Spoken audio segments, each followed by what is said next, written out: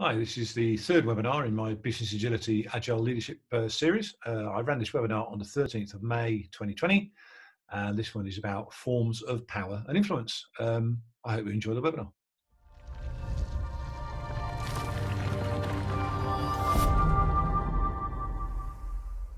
That's great. So just a bit of background on myself.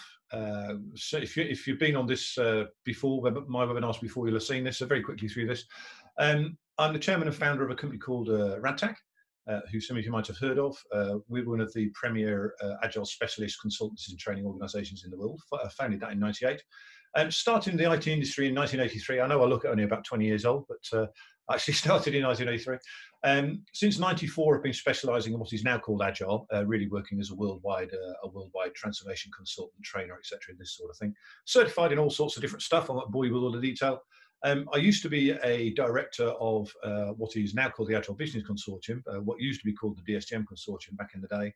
I wrote the book with a number of other great people for the British Computer Society on Agile. You can see the picture of the book here.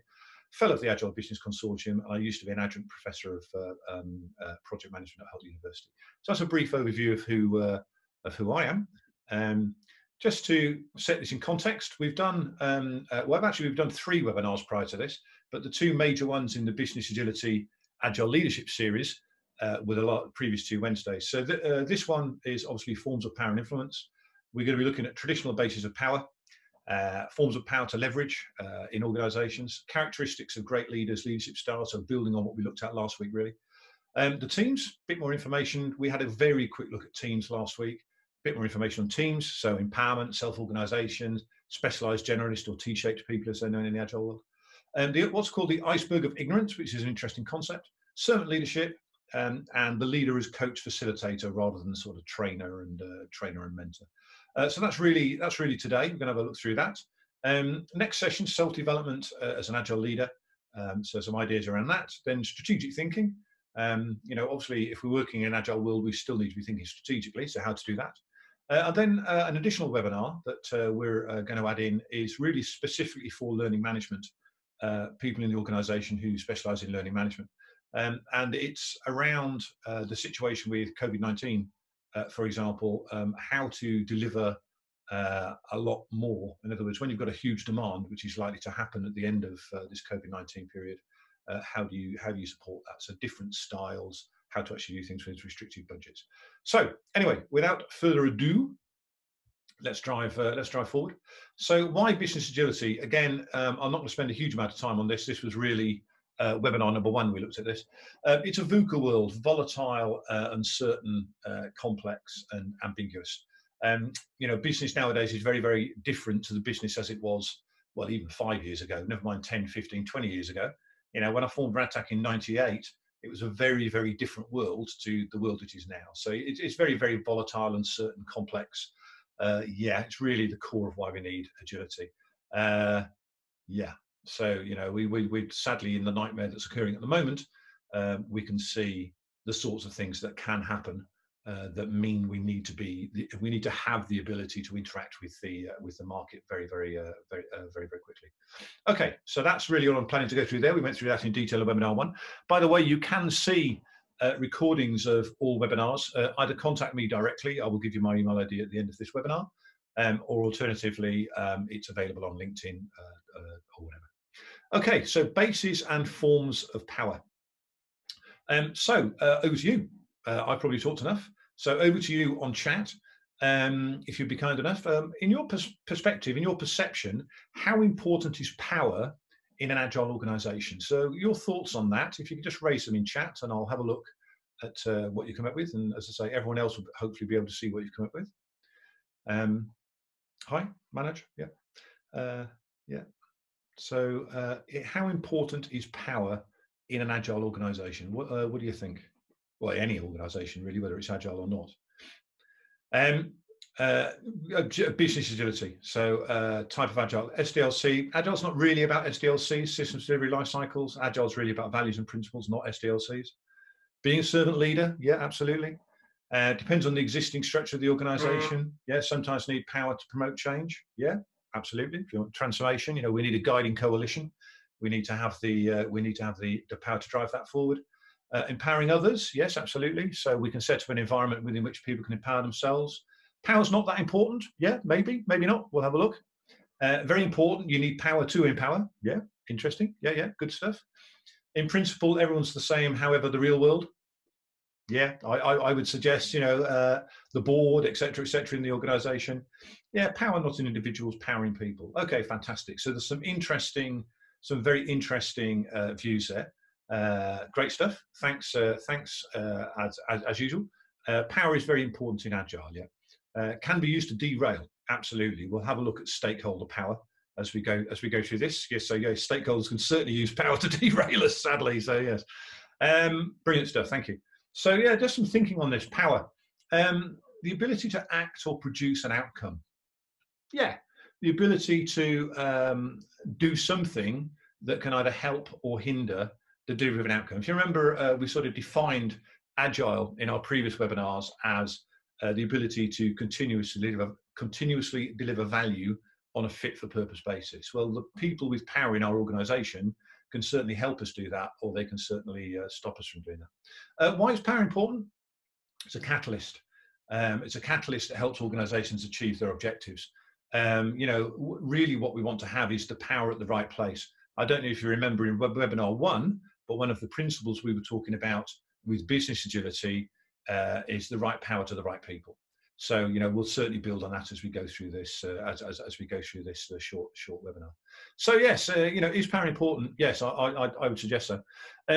Traditional bases of power. Where does power typically originate from in most organisations? Position.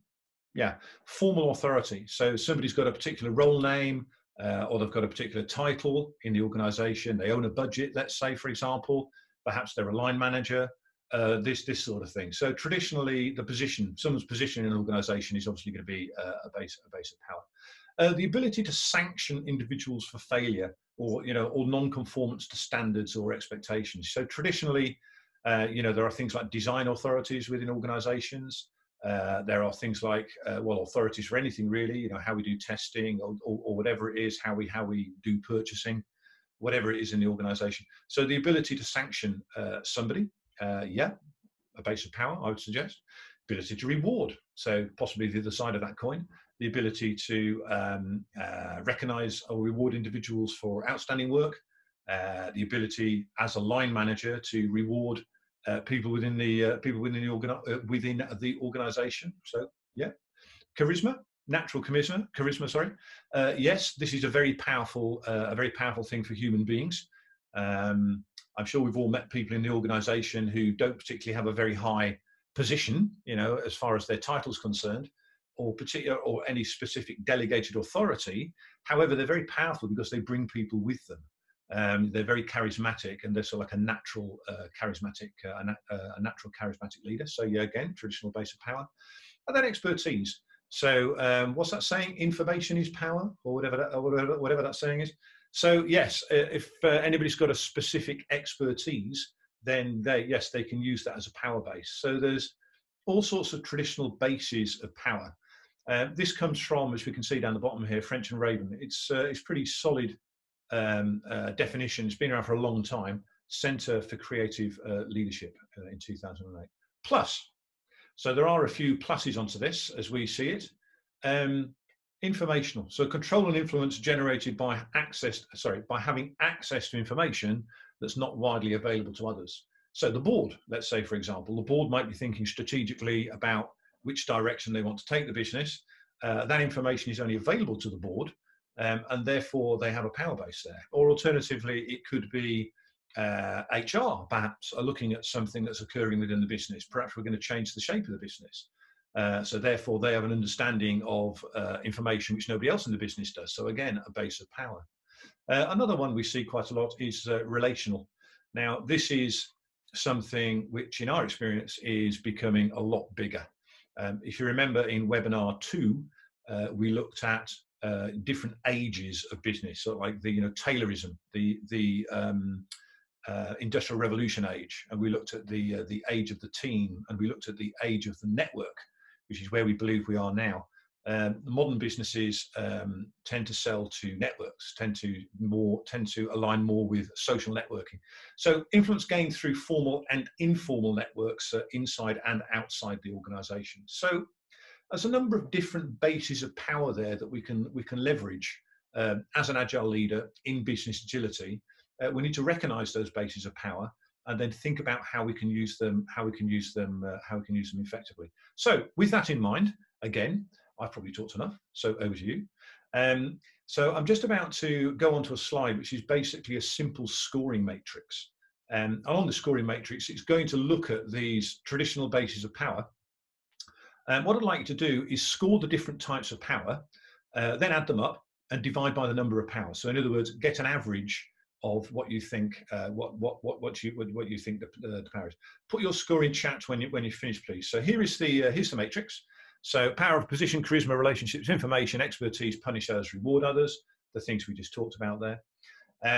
If you could look at the critical sources, actually thinking about it, to be fair, there's no point adding these things up. Just for your own benefit, just think about where you would score on the matrix. So the power of position, is that not at all important to you in your organisation? Is it moderately important? Is it extremely important? What about the power of expertise? Is it not at all important, moderately important, extremely important? So as you start to think about this on chat, if you could put things like relationships 4, or expertise 5, or power to punish others 1, whatever, and we'll just have a look at what you're coming up with. Yeah, if that's okay. So if you could just go into chat, have a think about what's on this particular slide, and then fantastic if you can put some stuff in chat. It would just be interesting to see what you come up with. Varies by business type, definitely. So I would suggest think about either the business that you're in at the moment, or alternatively think about businesses you've interacted recently and think about where you would actually score those. So charisma 5, yeah, interesting. Charisma 4, 5, yeah. Relationships 5, yeah, that would certainly align with my my experience. Charisma 4, so it looks like charisma's a really big one. Yeah, relationships 5, information, yeah, so relationships is a biggie. Expertise 5, relationships 5 again. Fantastic stuff. Thanks, Jim. Thanks, Roger. Better, fantastic stuff. Oh, brilliant, Jim. Position 5, charisma 1, relationships 4. Yeah, real world position is also 4. Yeah, information 5. Yeah, there's a pretty strong trend coming out here. I don't think anybody, I may have got this wrong, but I don't think anybody has scored relationships less than 4. Reward 2, yeah, interesting. Yeah, that aligns with sort of like Daniel Pink's thinking. Yeah, yeah, absolutely. Charisma 5, relationships 4, position 2. Power of position 5, yeah, certainly in some organisations that's true in my experience. Yeah, so it really does depend on the organisation. So thanks very much. Brilliant stuff. Thanks. I can see you're putting some great stuff in here. So greatly appreciated as always. So yes, I can see what you've come up with, and I think it's pretty well aligned with this. So this comes from a study from the Centre for Creative Leadership. Centre for Creative Leadership. I can't speak today for some reason. Yeah, so this is how they scored this. So they obviously talked to a number of people in different businesses, and interestingly, the power of relationships. Looking at our different traditional bases of power, it looks like the power of relationships, in most businesses' opinion, most people's opinion, is very significant. Coming pretty closely behind that is the power of information. Yeah, I would suggest in modern businesses that's true. Power to reward others, power of expertise.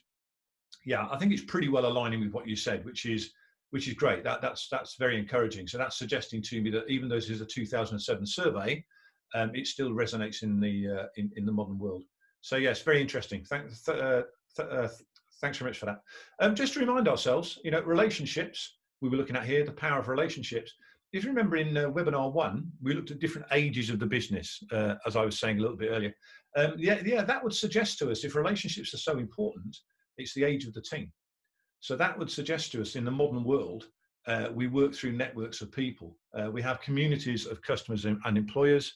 Yeah, the leader is really a steward of that community. So, we engender and create a lot, but we also see in organizations communities of practice. They may be self-organizing, they may be formally introduced, but within a community of practice, for example, we might have a purchasing community of practice, an HR community of practice, a if you're an IT company, a testing community of practice, a coding community of practice, whatever. Yep, and then people, the leader of that community of practice basically acts as a steward of that community. Yeah, connection, empathy, and impact matter. So interesting. What we were looking at in webinar 1 seems to align into this. Align into this thinking here. So I can see a few comments on chat. Yeah, brilliant. So yeah, so a good one from Zach. I refer my learned friend to all the world's a stage. Some ages of life are laid out with their different needs. Yeah, brilliant. Fantastic stuff. Yeah. So yeah. Okay, so let's move on a bit. Stakeholder power. So I said at the top, at the beginning of this session, that we'd have a quick look at stakeholder power. So let's just go on to the draw pad. So stakeholder power is obviously a key thing for us. I don't know if you noticed that definition there, which is actually a definition I came up with a little while ago. Basically, a stakeholder is any person or group who can help us or screw us up. I've seen lots of different definitions of stakeholders over the years, but my experience is, as I say, it's well, what I just said. It's basically typically any person or group who can help us or screw us up. So we need to understand who the stakeholders are. So let's just have a look at a bit of thinking around this. The context, the communication semantic I'll use is Scrum. If that's okay with everybody. Scrum's a pretty standard team-based agile framework. So let's have a look at it in this context. Sorry. So typically, when thinking about stakeholders, what I'm going to do and what RADTAC typically does as well, we classify stakeholders, and there's numerous ways to do that, but quite typically we'll use something called a power interest grid. So a power interest grid, again, it's good, solid, relatively old stuff, mid-80s, Boston Consulting Group, been around for a long time, very tried and trusted approach. Power interest grid. So what we need to do is think about, from a stakeholder perspective, the groups who can help us or screw us up. How much can they help us or screw us up? So we would start mapping the stakeholders onto the grid like this. So we're going to have certain stakeholders here who are very high power, high interest. Now, these high power, high interest stakeholders, if I just talk about a little bit of Scrum terminology, here is a product backlog. So the product backlog is basically defining what we're going to do, what outcomes are we going to deliver, so what stories or product backlog items do we need to have in place to deliver what outcomes, and it's also going to define the order we're going to deliver in. So if you remember last week, in the webinar last week, we were talking about the imperative of prioritizing things, making sure everything has an order so we can focus and we can deliver. Okay, so we have in Scrum a role called the product owner. Now, the product owner is the person who is basically going to own what the team needs to be driving forward and the order that the team needs to be driving it forward.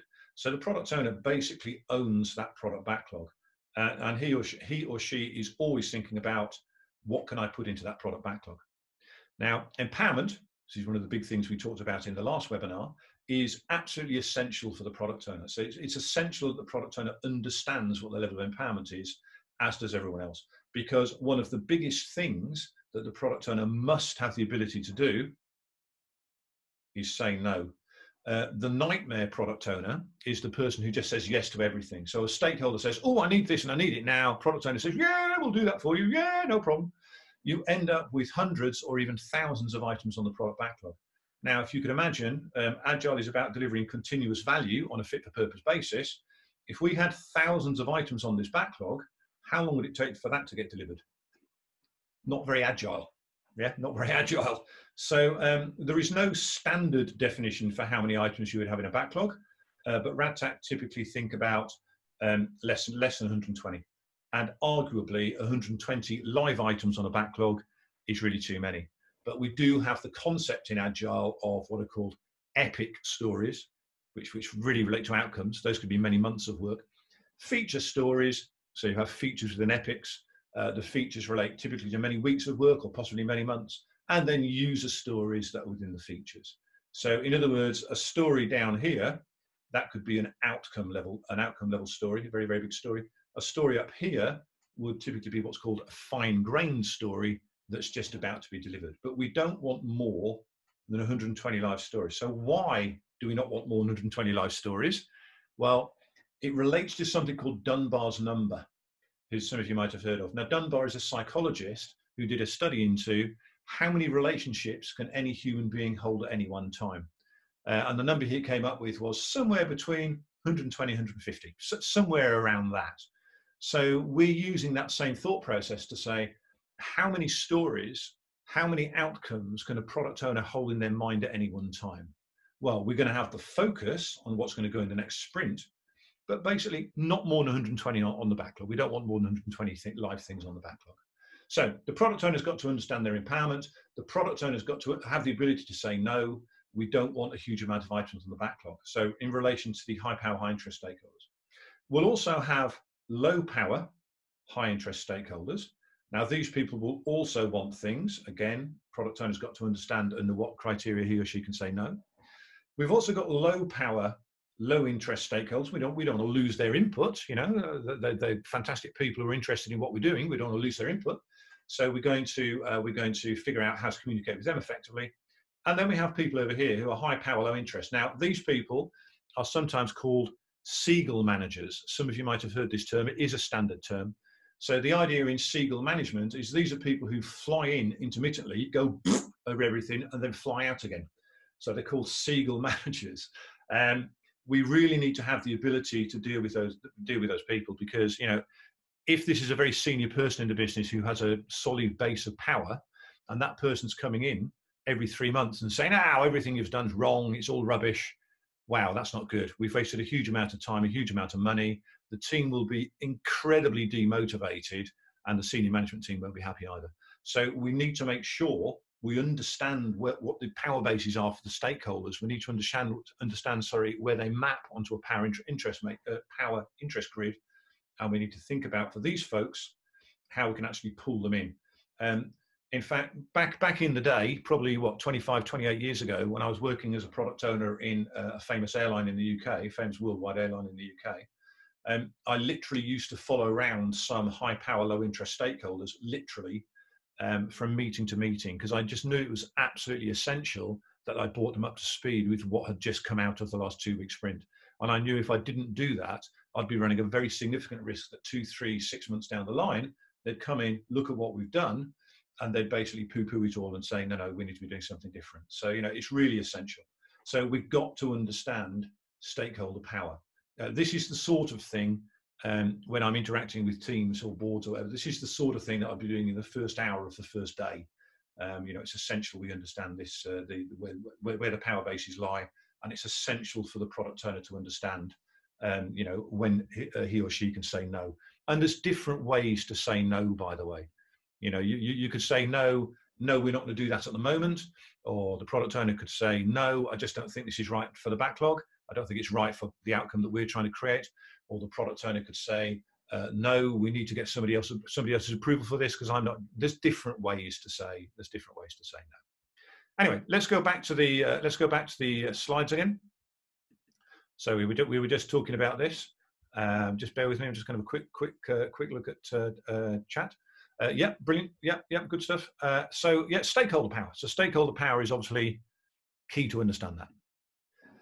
Power and influence in the age of Agile. Yeah, I would suggest it's really a balancing act. Leaders plus team plus situation. So somebody mentioned in the chat very early on, it depends on the organization, the basis of power. It depends on the situation the organization's in. Certainly in the age of Agile, we want power sharing, shared power, shared influence. We want the right power to the right people, yeah?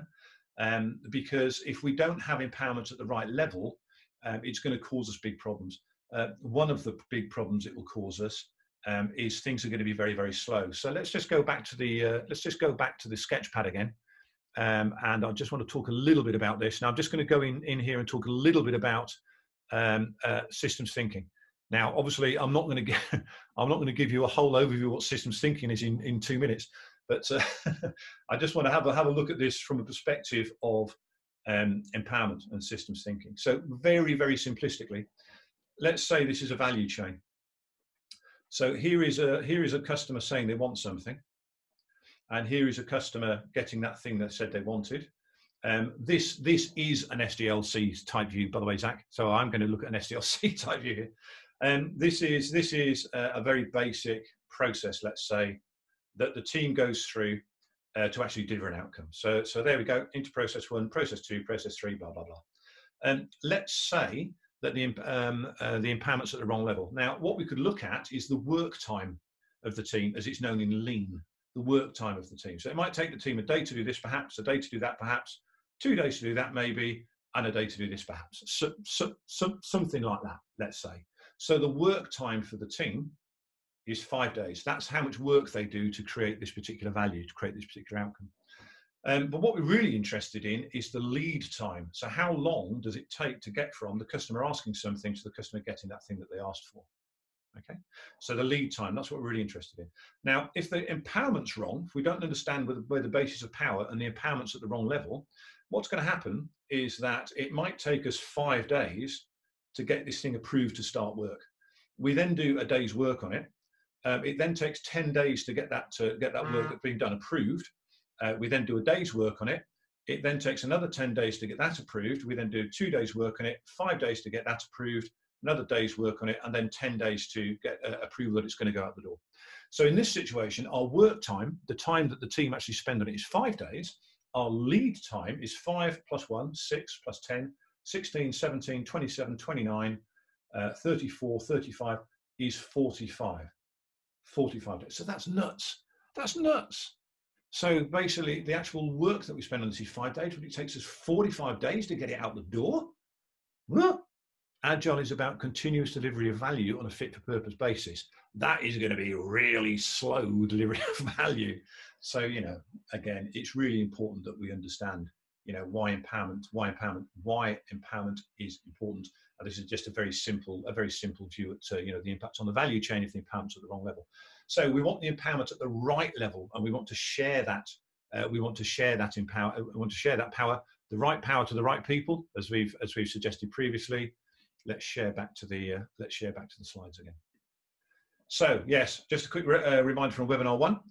We looked at a number of behaviors for agile leaders within business agility, and yes, we can see the first behavior mode here: trust and enable the right power to the right people, create a safe environment based on trust for creativity and innovation.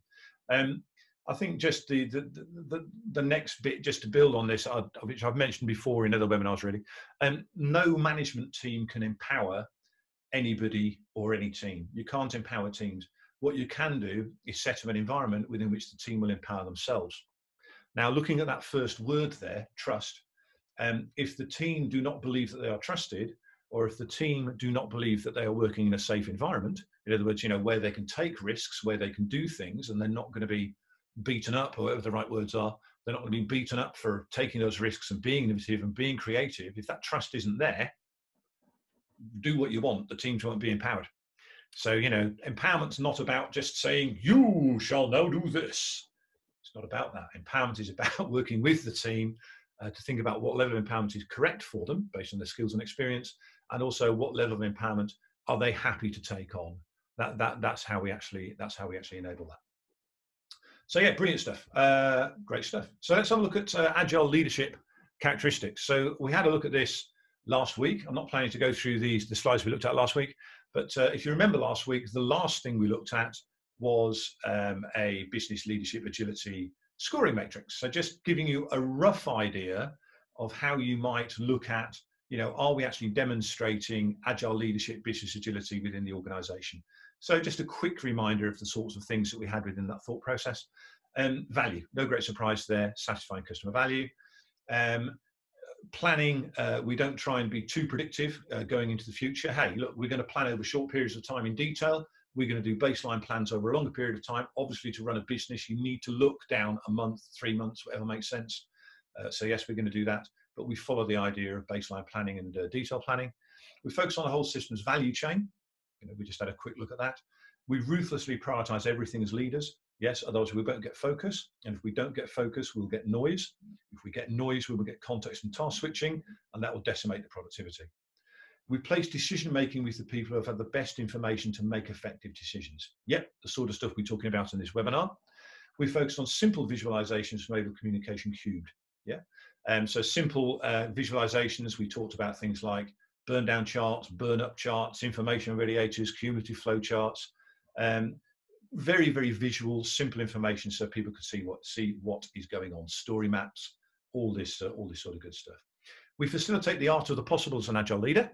Yes, we make sure that the teams are always thinking positively. As behavior mode we don't want when we talk to the team is they immediately say, no, that's impossible. We've tried that before. It's not going to work. What we want is a scenario where the team say, okay, we've sort of tried that before. It didn't work previously. But if these things changed, yeah, we could make that work. Tell you what, let's give it a go. And the thing to do is give it a go in a low risk way. And that was in a short time frame. So give it a go within a sprint, for example. We always respect the time box. Otherwise, again, we will get huge amounts of noise as a leader. So the last thing you want to do is start shoving lots of stuff in a live sprint, because that will cause the team to context and task switch hugely. We build long-lasting, stable teams, give the team breathing space, and we measure what matters. We'll have a look at measurement in a later webinar in more detail, but we measure what matters. So just as a reminder for ourselves there, these are the sorts of things we looked at in the previous webinar. What I'd like to do now is go back to chat again, if you'd be so kind.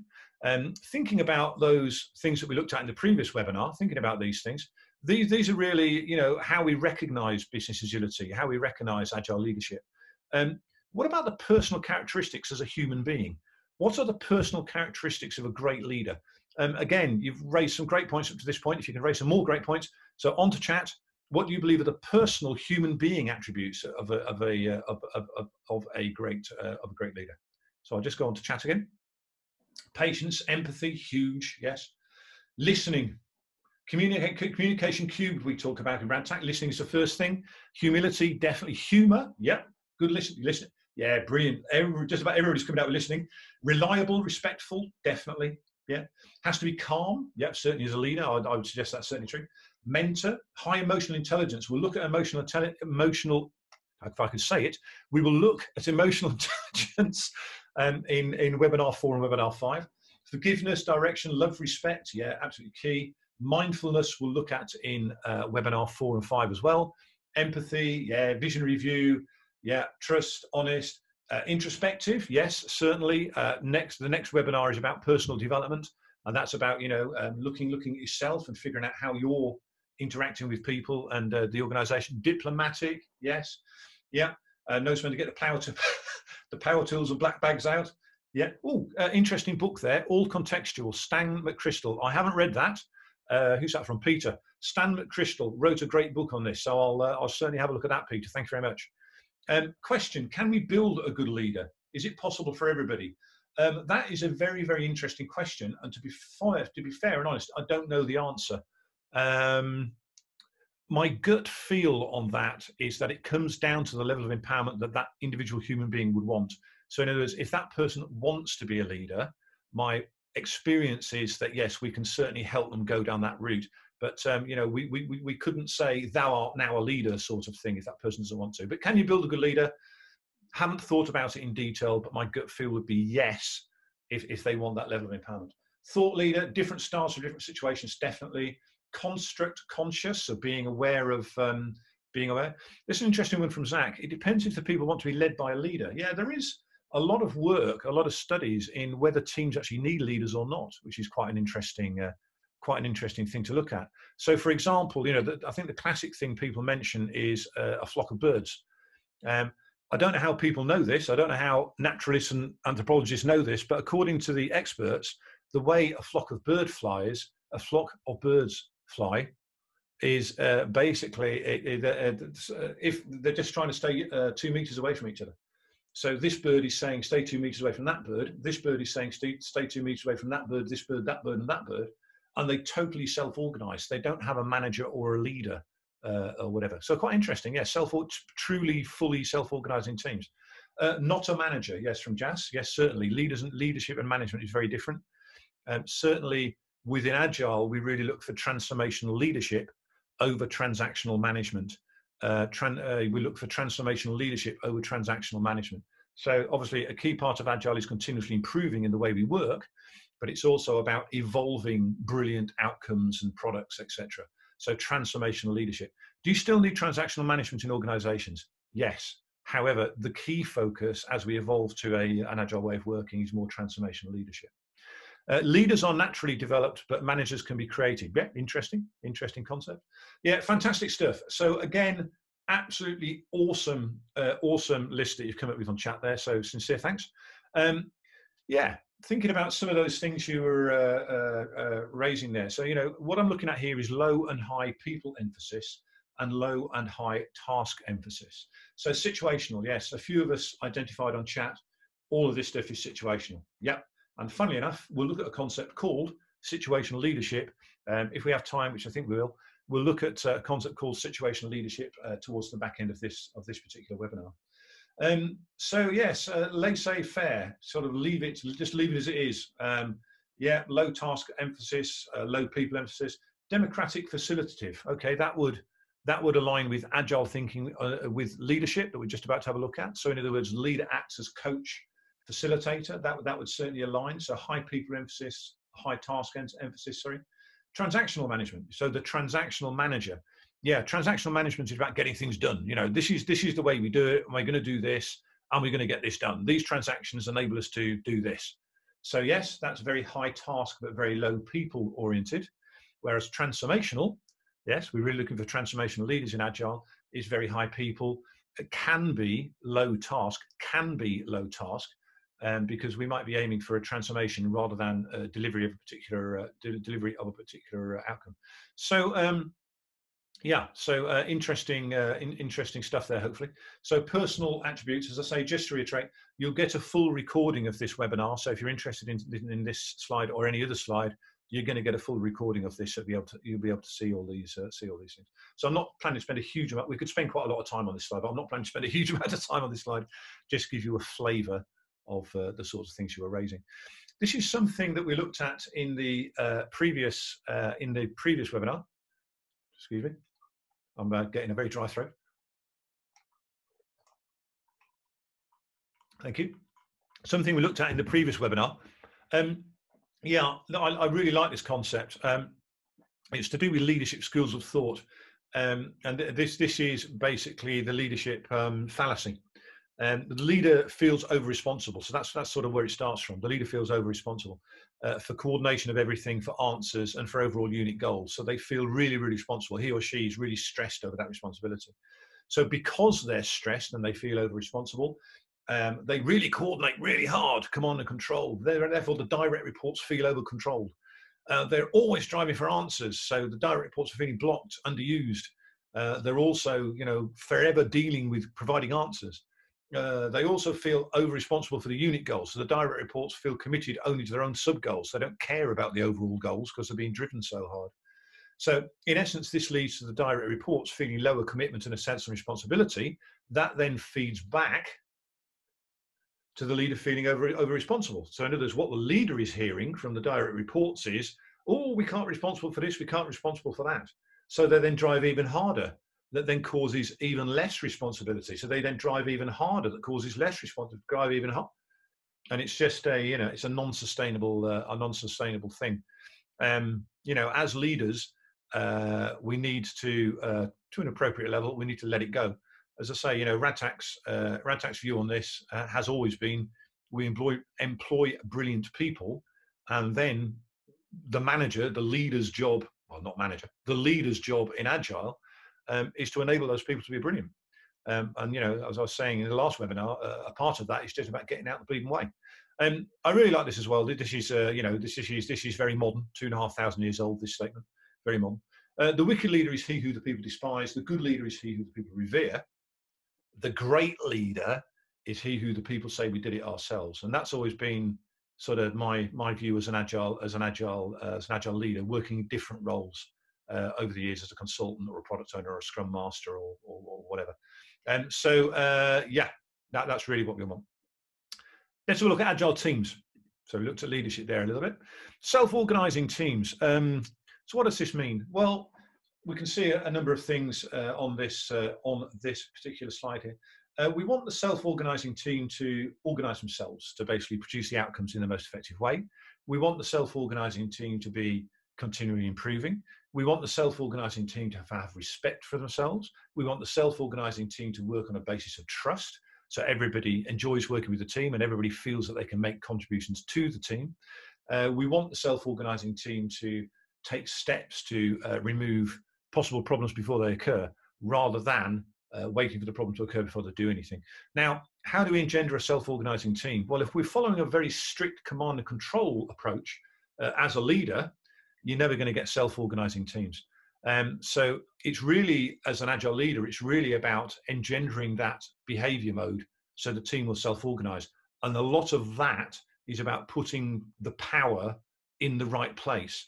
The team will not self-organize unless they have the power to self-organize. Now what's the flip side of that? Well, the flip side of empowerment and the flip side of self-organizing is basically responsibility. So the flip side of all of this stuff is responsibility. So people need to understand that as we get the empowerment, as we become self-organizing, we're adults, we're professionals. As we get that power, we have the responsibility associated with having that power. So the flip side is responsibility. This is something which I'm not planning to go through in detail, but I would suggest to you it's a good thing to have a look at. Team dynamics, the 5 dysfunctions of a team, from somebody called Lencioni. Yeah, Zach's given us a concept, an idea there, like the captain of a ship. Yes, we'll have a look at a video if we get time, not today, but in a future webinar, from a submarine captain. It's a pretty famous video in the agile world. Of course, I know at the moment I can't remember the name of it, but yes, like the captain of a ship. That's a good analogy. Brilliant. Okay, so Lencioni, 5 dysfunctions of a team. So the point Lencioni is making is that if we want to get to a very results-driven team where we focus on collective outcomes, there's really a number of steps to get there. Step number 1 is trust. Step number 1 is trust, building the trust. Step number 2 is if the team trust each other, they will conflict. It's in teams that don't really work effectively, that have the wrong levels of empowerment, they don't have the power that they need, they won't conflict because they don't trust each other. So we want to go through those conflicts. We want to deal with those difficult questions. We want to force clarity and closure so we can get commitment. By the way, when I keep saying we want to, I mean the team itself. This is a self-organizing team. We then want accountability. We understand that if we have the empowerment, if they have the power to make decisions, the flip side of that is accountability. And that's when we get adult professional human beings working really, really effectively. So interesting book there, The 5 Dysfunctions of a Team, a leadership fable, by a guy called Lencioni. You can see quite a lot about this on the internet as well. So I'd suggest have a look at that sort of thing. Yeah, Patrick Lencioni, as Owen suggests, turning the ship around. That's it, brilliant. That's the, if you have a look from Sean, thanks Sean, and Jim, thank you. Yes, if you have a look on Tinterweb, David Marquette is the guy's name, turning the ship around. Interesting video. It's about 12 minutes, so I don't think I'll have time to run it on a webinar, but I would suggest have a look at Turn the Ship Round. Specialized generalists. So again, thinking about levels of empowerment, thinking about power bases in the organization. We talk in Agile about specialized generalists or T-shaped people. So what does this mean? Well, it means that it's probably not realistic, or in my experience, it's definitely not realistic to expect everybody to have all the skills to the same level of experience. Yeah, that would be pretty, I've only ever seen that once in 36 years of being involved in IT and 25 years of being involved in Agile. I've only ever seen that once. So it's vanishingly rare. However, if we have people in the team who are pure specialists, they do one thing and one thing only, then the difficulty is that team will never really operate effectively as a team because they don't know what everybody else is doing and they can't really be innovative and creative with each other. Therefore, what we need to do is set up an environment where people, they have a specialist skill. Most people want to have a specialist skill, and it's going to be good for the team if people have specialist skills, but they also have generalized skills. So for example, this person might be a specialist Java coder. They also understand a little bit about design and testing, let's say, in the IT world. So they've got a bit of experience in other things. So they're not just a one-trick pony. They can do more than one thing. So this is really what we're looking for, specialized generalists. So something you would do very, very early on is create what's called a team charter. Now, within the team charter, you would say, okay, team, these are the sorts of things that it looks like we need to do. Yes, based on the conversation we've had, these are the sorts of things it looks like we need to do. So what skills do we need to do this? Okay, we need this skill, that skill, that skill, this skill, etc. So list the skills out. So the example we have here is Java coding, write Selenium tests, web page design, let's say, right? We would then ask everybody in the team, okay, looking at the skills we require, where would you say your skill sets are? So, number one means, hey, I'd really love to learn about this area. Number two means I could do this with help. Three, I could do this unaided. Four, I could teach others. So we then ask everybody in the team to score themselves up against these skills so we can understand where the specialisms and generalisms are. Now, obviously, you start to have a problem if it's all zero. In other words, nobody wants to learn about it. Nobody knows about it. We've got something that we need to do. Nobody understands about it, and nobody wants to learn about it. If you've got a load of ones, then obviously we might need some external help into the team to help the team get up to speed, etc., etc. But it's going to allow us very, very early on to understand where the skills and experience are, where the motivations are for the team, and where the levels of empowerment would make sense. There's not a lot of point if a team is saying we want to be empowered to make all the decisions on web page design when their experience in web page design is 0 or 1. So we need to understand all of this stuff before we think about the right level of empowerment to engender the team. And yeah, you might actually have people who are specialized in more than one area. So multi-specialization, sometimes called M-shaped people. So T-shaped people and M-shaped people. Inherently, it's how you build teams in business agility. Empowerment, just a quick word about empowerment. Really just building on what I said before. So what they're qualified to do and being held accountable. So accountability, flip side of empowerment. The more you give away as a leader, the more you end up having yourself. Yeah, that's definitely been my experience over the years. And really like their accountability and empowerment, two sides of the same coin. I think we've talked about that a bit. Servant leadership. So a typical old school or traditional, whatever you want to call it, leadership structure would be top-down control. The manager controls their managers, they control their managers, they control their managers. It's a very command and control structure, and it's very difficult to get information up that command and control structure, which leads us into the iceberg of ignorance. So this is, again, it's been around quite a while, but yeah, certainly in my practical experience, this is true. The staff, the people on the front line, are going to see 100% of what the problems are. Team leaders maybe see 74% of what the problems are. Yeah. Team managers will see significantly less, maybe 9%, and the executives who are thinking about the strategic direction of the business maybe see 4%. So it's all down to this top-down structure and how difficult it is to get information up the top-down structure. Human beings being human beings, if the team leader or the manager is responsible for the staff's benefits, responsible for the bonus they get, or responsible for their rewards package, it's unlikely that that person's going to see a true and honest view of what's going on. Things will be hidden from them. So yes, the iceberg of ignorance is largely caused by a more traditional top-down structure. Servant leadership. The guy to read here is a guy called Robert Greenleaf. So his definition is servant leadership characterized by leaders who put the needs of a group over their own. Yes. So we don't have a top-down structure. What we have is a structure that is about the right power to the right people. So that's what the leader is always thinking about. What the leader is doing is acting as a facilitator and an enabler for the team, and basically with the team setting a direction. So this is the direction we want to go in, based on, if you're looking at a values-based organization, based on the values within the organization. So a little bit more on servant leadership. Gallup study, state of the global workplace. Well, this is pretty bad. This was, if I remember, this was 2018. I think this was studied, if I remember rightly. So state of the global workplace. According to Gallup, 83% of people in the UK are disengaged from their businesses at a cost of 52 to 70 billion pounds. In the US, 70%, so less disengaged, which is interesting.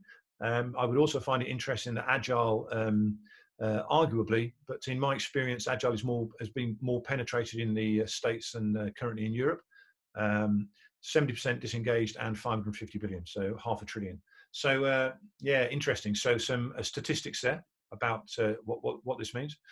We've only got sort of 8 minutes left, so rather than going to you and asking about the characteristics of servant leadership, let's just have a quick look at what the Greenleaf Centre for Servant Leadership says.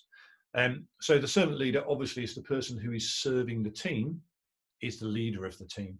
Now, interestingly, the last time I asked you to make some comments about what do you think the great personal characteristics would be, I think you've got all of this. I think you've got all of these top 5. I don't remember you missing any of these, which is absolutely brilliant. So, you know, you've, whether you know it or not, you are natural servant leaders by the sounds of it. So listening, empathy, self-awareness, yeah, really important. We're going to look at that in the next webinar, self-awareness and that sort of good stuff. Healing, supporting the wellness of colleagues and team members. Persuasion, so influence people. Conceptualization, setting the direction of travel. Foresight, anticipating potential problems. Stewardship, helping the team evolve. Team growth, be committed to help the team involve. Building community, yeah, it's all about community nowadays. You know, we need to make sure that our team operates as an effective community. We also need to make sure that our team is plugged into the appropriate communities. So as I say, in business agility, one way to recognize business agility is that we would have communities of practice around different areas, very clear levels of power around those communities of practice. Where does the empowerment reside? Excuse me. And also, typically, the team would self-organize to ask one person to go along to a particular community of practice, another person to go to another person to go to another, and then that person acts as a servant leader. So when that person comes back from this community of practice, let's say it's a design community of practice, so the team of self-organized asked this person to be a member of that design community of practice. As they come back from the design community of practice, they act as the design servant leader for the team. So yes, servant leadership, absolutely at the core of business agility. So I've been talking about the leader as coach, facilitator. One example of a leader is a Scrum Master. So functional modes of a Scrum Master, the sort of 4, this again is a simplification, but the sort of 4 leadership modes perhaps we could have in place: teaching, mentoring, coaching, facilitating. Now, if we want the teams to be self-organizing, obviously we need to move into a much more of a coaching and facilitative mode as a leader. Yes, we want the team to self-organize. We want the team to be empowered. We want the team to understand their power structures, understand the power structures of the business. We want to coach and facilitate the team. The great leader is they who say, we did it ourselves. Yes, so coaching and facilitating. However, when we think about leadership modes, it could be that the team are very inexperienced and unskilled. So it might be that we need to start in a teaching and mentoring mode, maybe. Yes, and maybe it's going to, we'll need to stay in that mode for a month or so, or 3 months, or whatever makes sense. But we're always thinking about how we move to that coaching facilitation mode, because if we don't, the team are never going to become self-organizing. Not going to go through this in detail. There are loads of coaching models. I'm sure, Spotify model, I'm sure some of you have heard of, which Spotify don't use by all accounts. But anyway, the Spotify model. Here's another one, the Agile Coaching Competency Framework. Again, you're going to get a copy of this webinar. So if you want to look at this at a later date, you will be able to. But yeah, this is also suggesting that we move from the left, teaching and mentoring, to the right, coaching and facilitating. And there might be other mastery of other skills that we need to have in place. We need to have in place as well. So yes, I think these are, if I remember rightly, these are the last couple of slides as we come into the final few minutes. So yeah, this is what I said a bit earlier. This is situational leadership. So it's about understanding the situation within which the team are operating, and then thinking about your leadership style around that situation. So what is the right level of power and influence? What are the traditional bases of power? How are we going to set up the team charter? How are we going to make sure that the product owner's got the right level of empowerment? So, we might start off by being a directing telling manager. In other words, the team don't really know what they're doing. So initially we're going to direct and tell them. We might then move into more coaching and selling as the team need to understand more what's going on. Then much more supporting and participating, help the team continually improve, and then getting the levels of empowerment right within the team. So delegation, whether that's the right word or not, hopefully we've got the concept, that the teams empower themselves. Yeah, performance readiness level. Again, I'll just leave this slide up for a few minutes for those of you who are going to watch the webinar later on. But situational leadership, in essence, the style of interaction you would choose, really comes down to the situation of the team. So what this slide is putting over it is it really comes down to the development level of the team, the organisation, the individual, all of those good things. How we would actually interact with the teams and individuals as a leader. So hopefully that was interesting too. Again, once again, for putting some fantastic stuff on chat. Some really great comments there. The next one, as I've mentioned, is self-development as an agile leader. So we're going to look at the leadership myth, just revisited some myths about leadership, some myths about agile. Have a look at a few maturity assessment profiles. There's lots of those. Have a look at what's called personal, vertical, and horizontal development, thinking about how we develop ourselves as a leader. Have a look at leadership agility, immunity to change, either we ourselves or the teams we're working with or the organization. Mindfulness, emotional intelligence, we mentioned previously. We'll have a look at both of those. Leading from within, yeah, you mentioned a number of things in your comments as we've been through on that, so fantastic. And what is called, this sounds good, the law of requisite variety, which is key stuff. So yes, as we come into the final few minutes, I'm just going to go on to chat again. I can see lots of chats being raised. So I'll just go on to chat. Yeah, turn the ship around. Yeah, Jim, fantastic. Thank you. There's a link there to the YouTube clip. Brilliant. Oh, thank you. People are saying thank you for the webinar. My email's there if you need to contact me, by the way. Our business website is there if you want to have a look at what we do in a bit more detail. Thank you once again for the incredibly kind comments. That's very kind of you to very kind of you to say everything that's coming on this. Well, a lot of people are saying great session. Well, it's great because you're here. I mean, you know, it's the comments you're making allows me to. Peter, will you be sharing the slides or just a recording? Just a recording, but you'll be able to get the slides off record. I can share a PDF if you want. Whatever, just send me an email. Yeah, thanks to everybody. I'll just think about closing the webinar out. I can see that the number of people is. Thanks, Deborah. I can see Maria. Thank you. I can see the attendees is reducing. Thanks, Mark. Justin. Brilliant. Thank you. So I think the next one should be quite interesting. Yeah, looking at self-development as a leader, and then a bit more in the last webinar about thinking more strategically. So very kind, Danny, Zach, good to see you again. Owen, good to see you again. Brilliant. Thank you, Jared. Thank you. Just going to take a quick drink.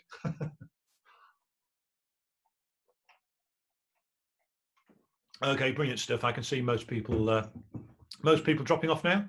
So once again, pleasure to talk with you. Pleasure to interact with you. Hopefully see you next Wednesday at 12:30. For now, I'm just going to kill the session off. Great to see you all again.